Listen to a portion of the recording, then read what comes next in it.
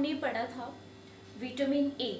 ठीक है, देखो विटामिन को पढ़ना बहुत ज़रूरी है क्योंकि कोई भी एग्ज़ाम उठा लो आप, HSSC का हो या SSC का, एग्जामिनर विटामिन से क्वेश्चन जरूर डालता है, 2 क्वेश्चन पक्का आते हैं। ठीक है, तो लास्ट टाइम हमने बेसिक पढ़ा था, आज हम डीपली स्टडी करेंगे। किसी भी चीज़ को डीपली से डिस्कस करने के लिए आपको उसका बेसिक का पता होना चाहिए। तो मेरी फर्स्ट वीडियो ज़रूर देखिए, उसमें मैंने बेसिक करवाया हुआ। ठीक है, देन आज की जो हम वीडियो पढ़ेंगे वो आपको इजीली क्लियर हो जाएगी। क्लियर? लास्ट टाइम हमने पढ़ा था विटामिन ए। विटामिन ए की कमी हो जाती है तो आईज पे इफेक्ट पड़ता है। ठीक है, आज हम पढ़ेंगे विटामिन डी। अगर विटामिन डी की कमी हो जाए तो कहाँ पे इफेक्ट पड़ेगा? ठीक है, देखो जो विटामिन डी है वो हमारे शरीर के लिए बहुत ज़रूरी होता है क्योंकि विटामिन डी टीथ और बोन्स के लिए बहुत अच्छा होता है, बहुत ज़रूरी है टीथ और बोन्स के लिए। अगर विटामिन डी की कमी हो जाएगी तो टीथ पे इफेक्ट पड़ेगा और बोन्स पे इफेक्ट पड़ेगा, यानी हड्डियाँ कमज़ोर हो जाएंगी। ठीक है, इकलौता ऐसा विटामिन जो हमारे शरीर में बनता है, यानी जिसका निर्माण हमारी त्वचा करती है। सूर्य की धूप की उपस्थिति में हमारी त्वचा विटामिन डी का निर्माण करती है। ठीक है, तो और विटामिन डी बोन्स के लिए अच्छा होता है। क्लियर? अगर विटामिन डी की कमी हो जाएगी तो हड्डियां कमजोर होना स्टार्ट हो जाएंगी, हड्डियों में दर्द होना शुरू हो जाएगा। तो एग्जामिनर क्वेश्चन कैसे करता है कि ऐसा कौन सा विटामिन है जिसकी कमी से हड्डियों और मांसपेशियों में दर्द होता है? ठीक है, किस विटामिन को हार्मोन विटामिन भी कहा जाता है, या ऐसा कौन सा विटामिन है जिसका निर्माण हमारे शरीर में होता है? इस टाइप से क्वेश्चन पूछता है। ठीक है, या पूछ लेता है किसी भी विटामिन का केमिकल नेम बताओ, मिनटू से रासायनिक नेम, तो आपको केमिकल नेम भी पता होना चाहिए। तो आपका फर्स्ट क्वेश्चन यही रहेगा, जो विटामिन डी है इसका केमिकल नेम क्या होता है? The chemical name of vitamin D is calciferol. Calciferol, इसको हिंदी में भी कैल्सीफेरॉल ही कहते हैं, कैल्सीफेरॉल। ठीक है, ये जो कैल्सीफेरॉल है ये 2 वर्ड से मिलकर बना है, कैल्सी प्लस फेरॉल। ठीक है, कैल्सी plus फेरॉल, it is the combination of 2 words, that is calci and ferro. Calci mean to say calcium and ferrol mean to say phosphorus.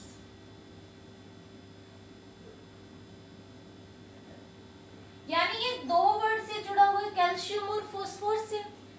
तो जो कैल्शियम एंड फोस्फोरस हैं उनका हमारे शरीर में क्या योगदान है? ठीक है, जो विटामिन डी होता है ये कैल्शियम एंड फोस्फोरस को रेगुलेट करवाता है हमारी बॉडी में। ठीक है, कैल्शियम एंड फोस्फोरस का डाइजेशन करवाता है, कैल्शियम एंड फोस्फोरस का पाचन करवाने में सहायक है विटामिन डी। ठीक है, अगर विटामिन डी की कमी हो जाएगी तो कैल्शियम की कमी हो जाएगी, कैल्शियम की कमी हो जाती है तो हड्डियों में दर्द होना स्टार्ट हो जाएगा। ठीक है, हड्डियों में जोड़ों में दर्द होना शुरू हो जाएगा और हमारी हड्डियां मजबूत नहीं रहेंगी, झड़ना शुरू कर देंगी। ठीक है, यानी यहाँ से एक चीज पता चल रही है कि जो कैल्शियम है और जो फोस्फोरस है, कैल्शियम एंड फोस्फोरस, वो हड्डियों के लिए अच्छा होता है। ठीक है, तो यहाँ से आप डायरेक्ट कह सकते हो, एक क्वेश्चन बन जाता है, vitamin D it is enriched vitamin for bones। हड्डियों के लिए अच्छा विटामिन होता है विटामिन डी। ठीक है, और जो ये कैल्शियम है वो मैक्सिमम हमारी बोन्स के अंदर प्रेजेंट होता है। ठीक है, और कैल्शियम एंड फोस्फोरस दोनों से मिलके ही बनता है विटामिन डी। क्लियर है यहाँ तक? कोई डाउट? तो आप बोल सकते हो it is enrich vitamin for bones, V2 से हड्डियों के लिए अच्छा विटामिन होता है विटामिन डी। ठीक है, अगर कैल्शियम की कमी हो जाएगी या कह सकते हो विटामिन डी की कमी हो जाएगी तो कैल्शियम हमारे शरीर से धीरे धीरे निकलना शुरू हो जाता है। ठीक है, यूरिन के थ्रू निकल जाता है, और हमारे शरीर से किसी चीज का निकल जाना कहलाता है उत्सर्जन।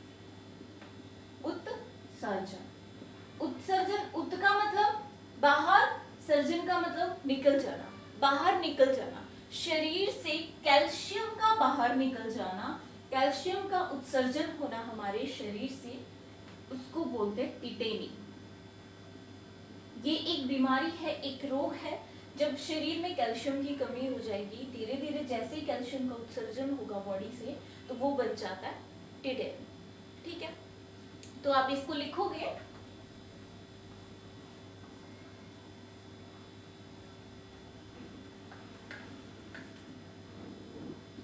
excretion of calcium from our body is called tetany. This is very very important. इसको आप कह सकते हो कैल्शियम का शरीर से उत्सर्जन, उत्सर्जन मीन से बाहर निकल जाना कहलाता है टिटेनी। टिटेनी कहलाएगा। ठीक है, इससे उल्टा भी हो सकता है कि कैल्शियम हमारे शरीर में जमना स्टार्ट हो जाता है, तो कैल्शियम के जमाव को क्या कहते हैं? कैल्शियम का शरीर में जमाव होना, कैल्शियम का बॉडी में जम जाना क्या कहलाता है? कैल्सीकरण। ये भी इंपॉर्टेंट है। अगर कैल्शियम शरीर से बाहर निकल रहा है तो टिटेनी कहते हैं, अगर कैल्शियम शरीर में जमना शुरू कर देता है तो उसको कहते हैं कैल्सीकरण। ठीक है, तो आप कह सकते हो deposition of calcium in our body is called calcification. Deposition of calcium in our body is called calcification. Clear? तो यहाँ से हमें क्या पता चला कि जो विटामिन डी है वो हमारे शरीर के लिए बहुत जरूरी है, वो हमारी बोन्स के लिए बहुत जरूरी है। अगर विटामिन डी की कमी हो जाएगी तो हड्डियां कमजोर होना स्टार्ट हो जाएंगी। ठीक है, हड्डियों में दर्द होना स्टार्ट हो जाएगा। क्लियर? तो ऐसी कौन कौन सी डिजीज हो जाती हैं अगर विटामिन डी की कमी हो जाए? देखो, विटामिन डी की कमी को कहते हैं डेफिशिएंसी। ठीक है, विटामिन डी की कमी को कहते हैं डेफिशिएंसी, और कमी से होने वाले रोग को कहते हैं डिजीज। ठीक है, और हमारे शरीर की 3 स्टेज होती है, childhood, adult and old age. ठीक है, तो अगर विटामिन डी की कमी हो रही है तो तीनों स्टेज पे इफेक्ट पड़ेगा। ठीक है, तो कौन सी डिजीज किस स्टेज पे इफेक्ट डालती है? जैसे विटामिन डी की कमी से एक बीमारी हो जाती है, उसको कहते हैं रिकेट्स। रिकेट्स को हिंदी में सूखा रोग भी कहते हैं। इसका दूसरा नेम सूखा रोग भी है, वेरी वेरी इंपॉर्टेंट। ये रिकेट्स सिर्फ और सिर्फ बच्चों में होता है, इन चिल्ड्रन ओनली। ठीक है, इसमें क्या होता है? देखो, अगर रिकेट्स हो रहा है, विटामिन डी की कमी है, तो इसकी कमी से कौन सी बीमारी हो रही है? रिकेट्स। ठीक है, हड्डियों पे इफेक्ट डालेगा क्योंकि ये बोन्स के लिए अच्छा है, कॉमन है, तो हड्डियों में दर्द होना स्टार्ट हो जाएगा। तो रिकेट्स में क्या होता है? हड्डियां कमजोर होके मुड़ना शुरू कर देती हैं। ये मेनली बच्चों में होता है, बच्चों की हड्डियां कमजोर हो जाएंगी और मुड़ना स्टार्ट कर देंगी, जिसको हम कहते हैं रिकेट्स। ठीक है, रेलवे में एक बार एक क्वेश्चन पूछा था कि सुखंडी रोग किसे कहते हैं? सुखंडी रोग। सुखंडी रोग भी सूखा रोग है, रिकेट्स होता है, जो विटामिन डी की कमी से होता है और सिर्फ बच्चों में। ठीक है, सेकंड, ये तो था ओनली बच्चों में। अडल्ट्स के अंदर हो जाता है,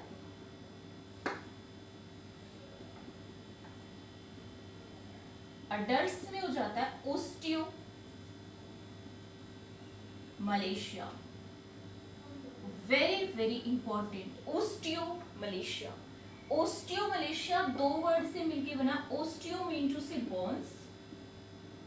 जहां भी आपको ओस्टियो वर्ड दिखता है it means it is related to our bones, and malacia means muscles.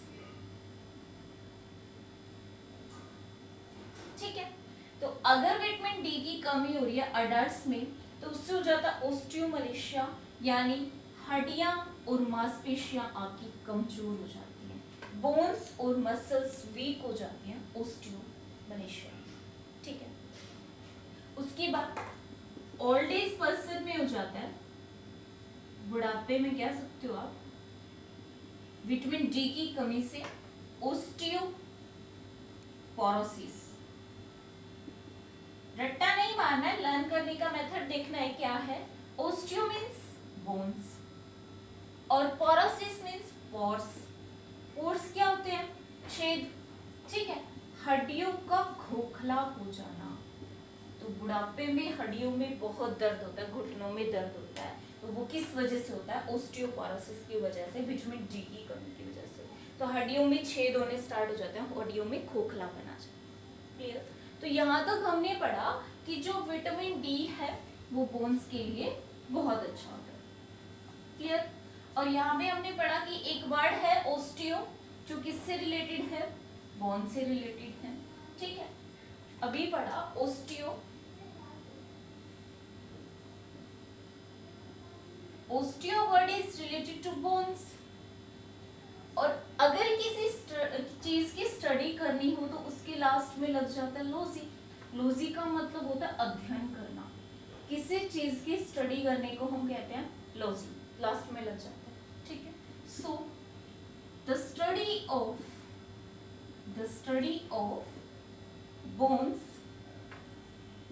Is called, very very important, osteology. ठीक है, the study of bones is called osteology. Clear है यहाँ तक? यानी विटामिन डी किसके लिए अच्छा होता है? बोन्स के लिए अच्छा होता है। हमें पता चल गया अगर विटामिन डी की कमी होगी तो हड्डियों और मांसपेशियों में दर्द होना स्टार्ट हो जाता है। ठीक है, हड्डियां कमजोर हो जाती हैं, हड्डियां जड़ना शुरू कर देती हैं। ठीक है, हमारे शरीर में कितनी बोन्स होती है? टोटल बोन्स कितनी होती है? आप लोगों को ये भी पता होना चाहिए। टोटल बोन्स कितनी होती है? अलग अलग होती है। हम बिल्कुल स्टार्टिंग से स्टार्ट करते हैं। न्यूली बोर्न बेबी के अंदर कितनी होती है?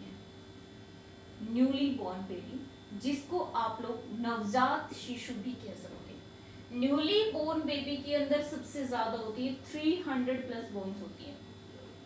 ठीक है, अगर एग्जाम में 320 मिलता है वो भी ठीक है, 330 मिलता है वो भी ठीक है, 300 प्लस होती है न्यूली बोर्न बेबी के अंदर। यहाँ तक प्रॉपर ग्रोथ और डेवलपमेंट नहीं होती, हड्डियां जुड़ना शुरू नहीं करती, इसी वजह से जो नवजात शिशु है वो चल नहीं पाता। ठीक है, जैसे ही थोड़ा बड़ा होगा तो उसको हम कह देते हैं चाइल्ड, बच्चा बन जाता है, तो हड्डियां एक दूसरे से जुड़ना शुरू कर देती है। जैसे ही हड्डियां जुड़ना शुरू करेंगी तो बच्चे की इट मींस प्रॉपर ग्रोथ और डेवलपमेंट हो रही है। ठीक है, तो हड्डियां थोड़ी कम रह जाएंगी तो उसमें हो जाते हैं 208। न्यूली बोर्न बेबी के अंदर 300 होती हैं, बच्चे के अंदर 208 हड्डियां होती हैं। जैसे ही प्रॉपर ग्रोथ और डेवलपमेंट हो जाती है तो हम उसको कहते हैं अडल्ट, 18 प्लस के बाद। ठीक है, तो अडल्ट के अंदर जो बोन्स हैं वो रह जाती हैं 206। क्लियर? तो अगर विटामिन डी इतना इंपॉर्टेंट है तो हमें ये भी पता होना चाहिए हमें कहाँ से मिलता है। ठीक है, तो उसको हम कहते हैं सोर्स। जिस चीज को हम जहां से प्राप्त करते हैं उसको हम बोलेंगे सोर्स। तो विटामिन डी का फर्स्ट सोर्स है वेरी वेरी इंपॉर्टेंट, सनलाइट। ठीक है, देखो वैसे तो सनलाइट से हमें कोई भी विटामिन नहीं मिलता, लेकिन सनलाइट की प्रेजेंस में हमारी बॉडी से एक्टिव होना स्टार्ट हो जाता है विटामिन डी। हमारी त्वचा धूप में, सूर्य की धूप की उपस्थिति में विटामिन डी का निर्माण करती है। ठीक है, तो कैसे? जो सनलाइट है इसके अंदर प्रेजेंट होता है अल्ट्रावायलेट। अल्ट्रावायलेट जिसको आप यूवी भी कह सकते हो, ठीक है। अल्ट्रावायलेट प्रेजेंट होता है जैसे ही हम धूप में बैठेंगे तो हमारी स्किन के अंदर एक केमिकल प्रेजेंट होता है जिसको आप लोग पिगमेंट भी बोल सकते हो, वो होता है इग्रेस्टिरोल। सनलाइट के अंदर प्रेजेंट होती है अल्ट्रावायलेट यूवी होती है, एंड स्किन के अंदर एक केमिकल प्रेजेंट होता है जिसको आप पिगमेंट भी कह सकते हो, इग्रेस्टिरोल। जैसे ही अल्ट्रावायलेट और इग्रेस्टिरोल रिएक्ट करती है, दोनों कंबाइन होती है, तो इन दोनों के मिलने से बन जाता है कैल्सीफेरोल। यूवी एंड इग्रेस्टिरोल दोनों के मिलने से बन जाता है calciferol, and calciferol is the chemical name of vitamin D. तो यहां से क्या पता चला, विटामिन डी हमें कहां से मिल रहा है, सनलाइट से। क्लियर? फर्स्ट सोर्स रहेगा सनलाइट। धूप से हमें कोई विटामिन नहीं मिलता, ठीक है, लेकिन धूप में ये निकलना शुरू हो जाता है, ठीक है। तो सनलाइट से हमें कैसे मिला, सनलाइट के अंदर यूवी प्रेजेंट होती है, हमारी स्किन के अंदर एक पिगमेंट प्रेजेंट होता है, उसको कहते हैं इग्रेस्टिरोल। जैसे ही दोनों रिएक्शन करते हैं, रिएक्ट करने के बाद बन जाता है calciferol, and calciferol is the chemical name of vitamin D. यानी विटामिन डी हमें कहाँ से मिल रहा है, धूप से मिल रहा है। क्लियर? सेकेंड सोर्स है milk. Milk and it's product, दूध और दूध से जितनी भी प्रोडक्ट बनती हैं उन सब के अंदर विटामिन डी होता है। थर्ड, सी प्रोडक्ट। सी प्रोडक्ट समझते हो, सी प्रोडक्ट मीन टू से फिश। फिश के अंदर सबसे ज्यादा विटामिन डी होता है। फिश ऑयल के लेमन कलर के कैप्सूल भी आते हैं जो हड्डियों के लिए बहुत अच्छे होते हैं। दैट मीन्स फिश या सी प्रोडक्ट के अंदर क्या होता है, vitamin D. And green veg आपको पता ही है, हरी सब्जियों के अंदर क्या होता है, विटामिन डी होता है। क्लियर? यहां से हमें सोर्सेस का पता चल गया।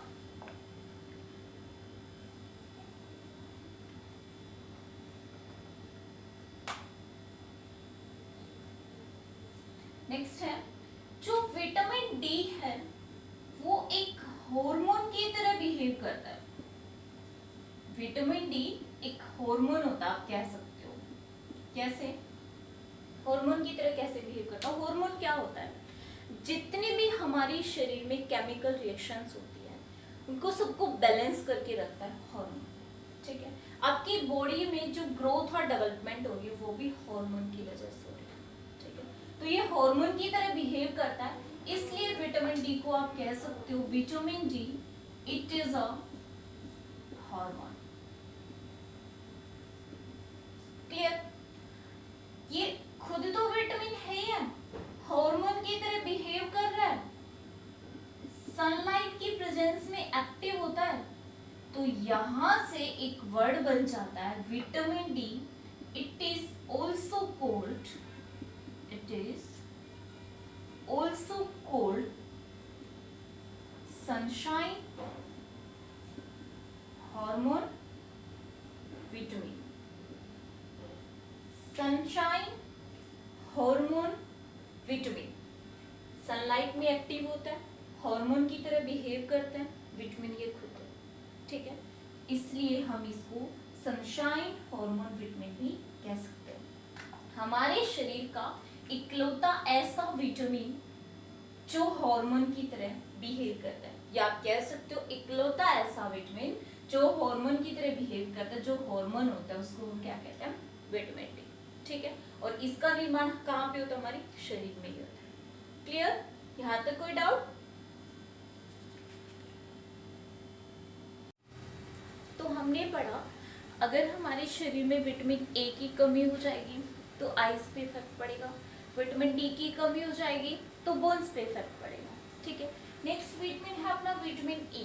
अगर विटामिन ई की कमी हो जाएगी तो क्या इफेक्ट पड़ेगा, कहाँ पे इफेक्ट पड़ेगा हमारे शरीर में, ठीक है। हम इसकी डिटेल में स्टडी करते हैं। देखो, हमारे शरीर की एक क्षमता होती है अपने जैसे संतान पैदा करने, हम अपने जैसे बच्चे पैदा कर सकते हैं, तो इसको हम कहते हैं रिप्रोडक्टिव पावर। रिप्रोडक्टिव पावर और यानी जनन क्षमता, ठीक है। और जिस प्रोसेस के थ्रू बच्चे पैदा होते हैं उसको हम कहते हैं प्रजनन, मिनटू से रिप्रोडक्शन। ठीक है, तो ये विटामिन ई है, ये रिप्रोडक्शन में हेल्प करता है। ठीक है, रिप्रोडक्टिव सिस्टम को स्ट्रॉन्ग बनाता है। It means it is a reproductive vitamin. आप कह सकते हो कि रिप्रोडक्टिव विटामिन होता है। ठीक है, जो रिप्रोडक्टिव पावर को बढ़ाता है, रिप्रोडक्शन में हेल्प करता है। अगर इसकी कमी हो जाएगी तो रिप्रोडक्टिव सिस्टम कमजोर हो जाएगा, रिप्रोडक्शन में कमी आ जाएगी, रिप्रोडक्टिव सिस्टम पे इफेक्ट डालेगा। ठीक है, तो आइए हम पढ़ते हैं पहले इसका chemical name. The chemical name of vitamin E is tocopherol. ठीक है, it is also called reproductive vitamin. Vitamin E को रिप्रोडक्टिव विटामिन भी बोला जाता है because it help in reproduction. ठीक है, अगर इसकी कमी हो रही है तो कहाँ पे इफेक्ट पड़ेगा? जनन क्षमता कमजोर हो जाएगी। ठीक है, तो इसकी कमी से, डेफिशिएंसी से मेल के अंदर हो जाती है impotency, impotency in male and infertility in female.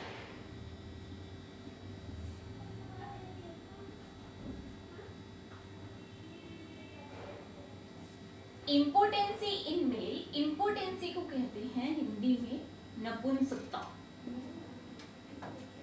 नपुंसकता, जो मेल फादर नहीं बन सकता। ठीक है, एंड इनफर्टिलिटी को कहते हैं बांझपन, मीन से जो औरत मदर नहीं बन सकती। तो अगर विटामिन ई की कमी हुई है तो रिप्रोडक्टिव सिस्टम कमजोर हो जाएगा, मेल के अंदर हो जाती है इम्पोर्टेंसी एंड फीमेल के अंदर हो जाती है इनफर्टिलिटी। क्लियर? इसीलिए हम इस विटामिन को रिप्रोडक्टिव विटामिन भी कहते हैं। यहाँ तक कोई दिक्कत नहीं? तो विटामिन ई हमारे लिए बहुत जरूरी है, तो इसके सोर्सेज भी हमें पता होने चाहिए। ये कहाँ से मिलता है? विटामिन ई का बेस्ट सोर्स होता है sprouts. Very very important, sprouts समझते हो? Sprouts also called germinating seeds. Germinating seeds mean to say अंकुर, अंकुर समझते हो? अंकुरित अनाज, अंकुरित अनाज, ये बेटर सोर्स होता है, इवन बेस्ट सोर्स है जो विटामिन ई का, वो स्प्राउट्स होते हैं। ये क्या होते हैं? जैसे आपने देखा होगा काले चने या हरे मूंग होते हैं, उनको एक दिन पानी में भिगो दो, नेक्स्ट डे उसका पानी निकाल के उसको गीले कपड़े के अंदर बांध दो। 2-3 दिन के बाद आप देखोगे इसमें व्हाइट कलर की एक थ्रेड लाइक स्ट्रक्चर बन जाती है, उसको हम कहते हैं स्प्राउट्स बन गया, मतलब धागे नुमा संरचना बन जाती है, यानी अंकुरित होना स्टार्ट हो जाते हैं। ये बेस्ट सोर्स है। एग के अंदर होता है विटामिन ई, मिल्क के अंदर होता है, ग्रीन वेज के अंदर होता है। ठीक है, ताजी सब्जियों में विटामिन ई होता है, मतलब बासी सब्जियों में नहीं होता। फ्रेश फूड खाया करो, फ्रेश फूड के अंदर क्या होता है? विटामिन ई होता है। क्लियर? यहाँ तक कोई दिक्कत नहीं? तो हम नेक्स्ट पढ़ते हैं फैट सोल्यूबल में आपका लास्ट विटामिन रह गया है विटामिन के। विटामिन के, देखो अभी तक हमने पढ़ा विटामिन ए की कमी से आईज पे इफेक्ट पड़ रहा है। ठीक है, विटामिन डी की कमी से बोन्स पे इफेक्ट पड़ रहा है, हड्डियां कमजोर हो रही है, और विटामिन ए की कमी से रिप्रोडक्टिव सिस्टम वीक हो जाता है। विटामिन के की वजह से क्या होगा? अगर हमारे शरीर में विटामिन के की कमी हो जाए तो क्या होगा? देखो, जो हमारा शरीर है वो हर रोज 5 to 6 लीटर ब्लड को सर्कुलेट करता है। ठीक है, हमारे शरीर में 5 से 6 लीटर ब्लड दौड़ता रहता है, खून बहता रहता है। बहते हुए खून का जमाव करता है विटामिन के। कैसे? जैसे मान लो एक्सीडेंट में किसी को चोट लग जाती है, ठीक है, चोट लगेगी तो ब्लड बहना शुरू कर देगा, कुछ देर के बाद बहता हुआ खून रुक जाता है ड्यू टू विटामिन के। ठीक है, अगर खून कंटिन्यू बहता रहेगा तो इंसान की डेथ हो जाएगी। इसका मतलब क्या हुआ, खून को जमाने वाला नहीं है, यानी उसके अंदर विटामिन के की कमी है। ठीक है, और जो खून का जमाव है, खून के जमाव को कहते हैं क्लॉट होना, ब्लड का क्लॉट हो जाना, रक्त का थक्का जम जाना। तो ब्लड क्लॉटिंग में हेल्प करता है विटामिन के। क्लियर? तो सबसे पहले इसका पढ़ते हैं हम केमिकल नेम। तो केमिकल नेम ऑफ विटामिन के is phylloquinone. Very very important, the chemical name of vitamin के इज फिलोक्विनोन। ये किस चीज में हेल्प कर रहा है? It helps in blood clotting. Blood clotting में हेल्प कर रहा है, बहते हुए खून को रोकता है, यानी आप कह सकते हो रक्त का थक्का जमाने में मदद करता है। ठीक है, रक्त का थक्का जमाने में मदद करता है विटामिन के। अगर विटामिन के की कमी हो जाएगी तो रक्त का थक्का नहीं जमेगा, यानी there is no blood clotting.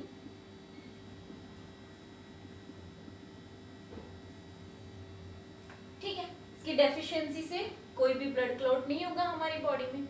यहां तक क्लियर है? कोई डाउट? अगर ये इतना ही इंपॉर्टेंट है, ब्लड को क्लॉट करता है, तो हमें पता होना चाहिए इसके सोर्सेज क्या क्या है, ये हमें कहाँ कहाँ से मिलता है।